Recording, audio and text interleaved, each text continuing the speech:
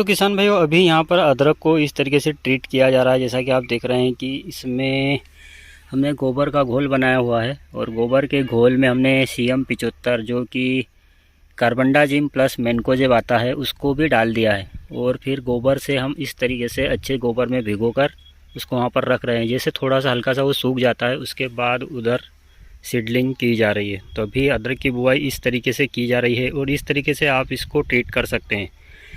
तो ज़्यादातर किसान भाई यही पूछते हैं कि किस फंगिसाइड से हमें इसको उपचारित करना चाहिए।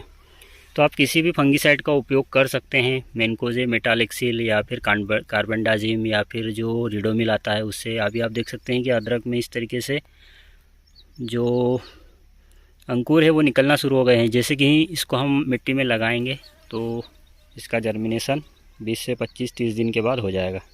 तो अभी उधर लेबर अदरक लगा रही है, आपको मैं दिखा दूं।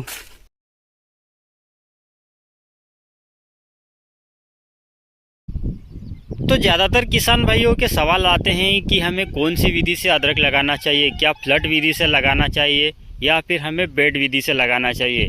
फ्लड विधि से अच्छा उत्पादन मिलता है या फिर बेड विधि से अच्छा उत्पादन मिलता है। तो किसान भाइयों, आज की इस वीडियो में हम आपके सवालों पर ही बात करेंगे और जानेंगे कि आपको किस विधि से करना चाहिए, कौन सी विधि बेटर है और कौन सी विधि से करने पर आपको उत्पादन ज़्यादा मिलेगा।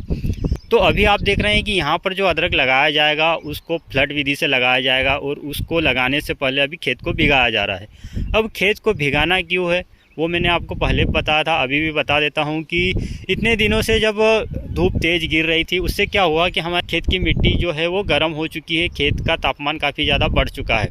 अगर ऐसे में अगर हम इस नाली में अदरक लगा देंगे और पीछे से पानी दे देंगे तो उससे क्या होगा कि कण के ख़राब होने के चांसेस ज़्यादा होंगे, बीज ख़राब हो जाएगा। इसलिए खेत को पहले भिगा लिया जाता है ताकि जो खेत का टेम्परेचर है वो अच्छे से डाउन हो सके। उसके बाद इसमें हल चलाकर या फिर हंसिए की सहायता से आप अदरक लगा दें और पीछे से पानी दे दें, जिससे आपके अदरक का जर्मिनेशन काफ़ी बढ़िया होगा। तो यह था पहला क्वेश्चन कि आपको किस विधि से करना चाहिए और अदरक को फ्लड विधि से कैसे करते हैं उसके बारे में भी कुछ किसान भाई जानकारी मांग रहे थे, क्योंकि बहुत सारे किसान भाई नए अभी अदरक की खेती करने वाले हैं और नए किसान को उतना ज़्यादा पता नहीं होता है। तो आपको मैं डिटेल से बता देता हूं कि किस तरीके से यहाँ पर तैयारी की गई है, क्योंकि इस खेत में जो अदरक लगाई जा रही है वो फ्लड विधि से लगाई जा रही है। तो अभी आप देख सकते हैं कि इसमें नालियाँ बना ली गई है। नालियाँ इस तरीके से बनाई हैं। नालियों की दूरी क्या है वो हम पहले जान लेते हैं, उसके बाद मैं आपको इसके बेनिफिट बताऊँगा और फिर जानेंगे कि बेड विधि से आपको लगाना चाहिए या फिर नाली विधि से लगाना चाहिए। तो अभी आप देख सकते हैं कि यहाँ पर जो नालियाँ बनाई हैं वो नालियों की जो दूरी है वो 1.5 फीट के लगभग है। आप बीच में जो उभरा हुआ हिस्सा देख रहे हैं, ये जो बीच का आप उभरा हुआ हिस्सा देख रहे हैं, ये इसकी जो चौड़ाई है वो करीब 1.5 फीट है और नाली की गहराई से इस नाली की गहराई की जो दूरी है वो 1.5 फीट के लगभग है।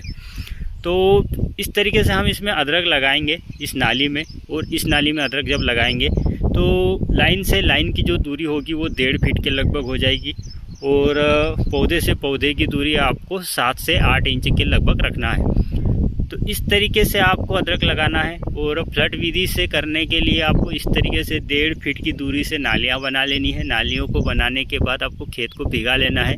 भिगाने के बाद आगे की प्रोसेस क्या है वो मैं आपको वीडियो में आगे बताने वाला हूँ। तो अब नाली विधि से करने का फ़ायदा क्या है, सबसे पहले हम ये जान लेते हैं। तो किसान भाइयों, नाली विधि से करने का एक फ़ायदा तो आपको ये होता है, अगर आपके पास पानी अवेलेबल है, पानी की समस्या आपके पास नहीं है और नाली विधि से आप करते हैं तो आपको ड्रिप का खर्चा नहीं लगेगा। पहला फ़ायदा तो ये हो गया। दूसरा फ़ायदा ये हो गया कि ये जो आप बीच की लाइन देख रहे हैं, ये बीच का उभरा हुआ हिस्सा देख रहे हैं, इस उभरे हुए हिस्से पर आप फसल लगाने के 3 महीने बाद तक डोरा चला सकते हैं, जिससे इसमें खपतवार ज़्यादा नहीं होगा और आपको ज़्यादा निंदाई गुड़ाई का खर्च भी नहीं लगेगा। ये हो गया दूसरा फ़ायदा। अब तीसरा फ़ायदा ये है कि इसमें ज़्यादा आपको झंझट नहीं है, बस आपको सीधा खेत तैयार करना है, भिगाना है और लगाकर पानी 1 या 2-3 पानी देना है और उसके बाद जब बारिश लग जाएगी तो आपको इसमें सिंचाई करने की कोई आवश्यकता नहीं होगी। इस तरीके से आप इसमें मैनेजमेंट कर सकते हैं। अब हम जानते हैं कि बेड विधि से लगाना बेटर होता है या फिर नाली विधि से लगाना बेटर होता है, और उत्पादन किस में अधिक मिलता है, क्योंकि ये क्वेश्चन भी बहुत सारे किसान भाई पूछते रहते हैं। तो ऐसा नहीं है कि आप अगर बेड विधि से लगा लेंगे और मेहनत कम करेंगे तो उत्पादन अधिक मिल जाएगा, और अगर फ्लड विधि से लगाएंगे और मेहनत करेंगे उसके बाद भी आपको उत्पादन कम मिलेगा। चाहे आप बेड विधि से लगा लें चाहे नाली विधि से लगा लें, उत्पादन आपको दोनों में सेम ही मिलने वाला है। बस फ़र्क इतना होता है कि बेड ड्रिप अगर आप एक बार लगा देते हैं तो उसमें आपको बार बार पानी चलाने की आवश्यकता नहीं होगी। आप मोटर स्टार्ट करके घर पर जा सकते हैं, और आप अगर अकेले हैं खेती करने वाले तो उस तरीके से आप मैनेजमेंट कर सकते हैं। उसमें जो दवाइयाँ वगैरह डाली जाएंगी वो आप ड्रिप में डायरेक्ट छोड़ सकते हैं, लेकिन ड्रिप हम इसमें बाद में भी डाल सकते हैं।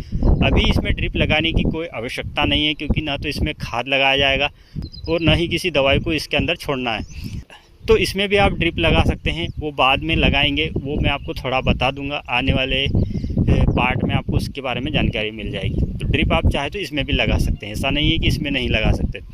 तो उत्पादन बेड और फ्लड दोनों में सेम मिलता है।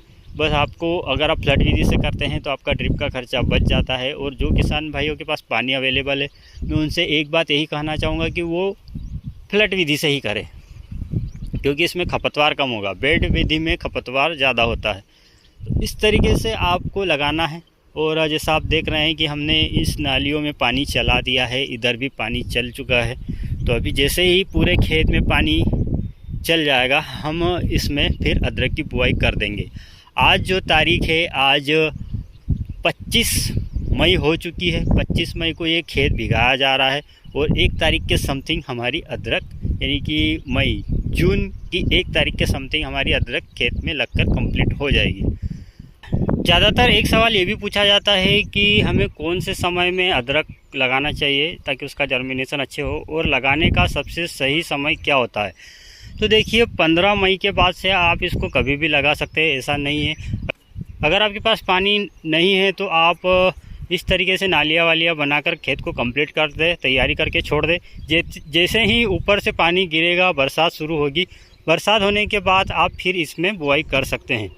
तो जिन किसान भाइयों के पास पानी की समस्या है और वो बारिश में अगर अदरक की खेती करना चाहते हैं तो वो इस मेथड से बारिश होने के बाद भी कर सकते हैं। पहले ही खेत को आपको तैयार करके रख देना है। अब इसमें खाद का मैनेजमेंट कैसे करना है मैं आपको थोड़ा वो भी बता देता हूँ, क्योंकि अगर वीडियो अधूरी छोड़ूंगा तो अच्छा नहीं लगेगा।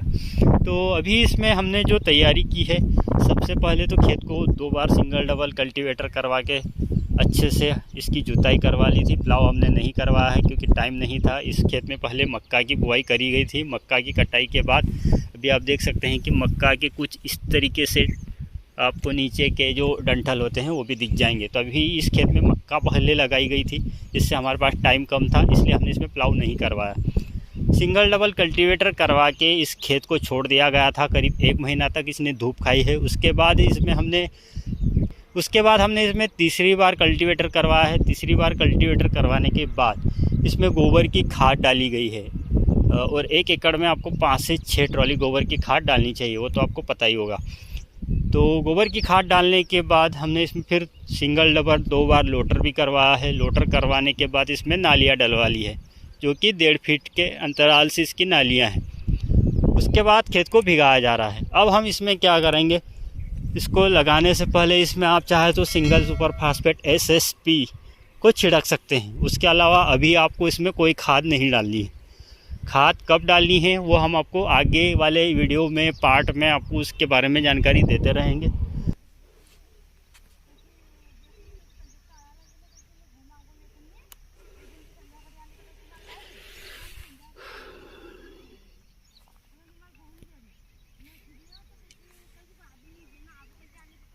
तो इसकी दूरी जो होनी चाहिए वो 8 इंच के लगभग होनी चाहिए। आप देख सकते हैं कि 9 इंच के लगभग हम लगा रहे हैं इसको, और ऐसी जो क्या लाइन से लाइन की दूरी है वो 1.5 फीट के लगभग है।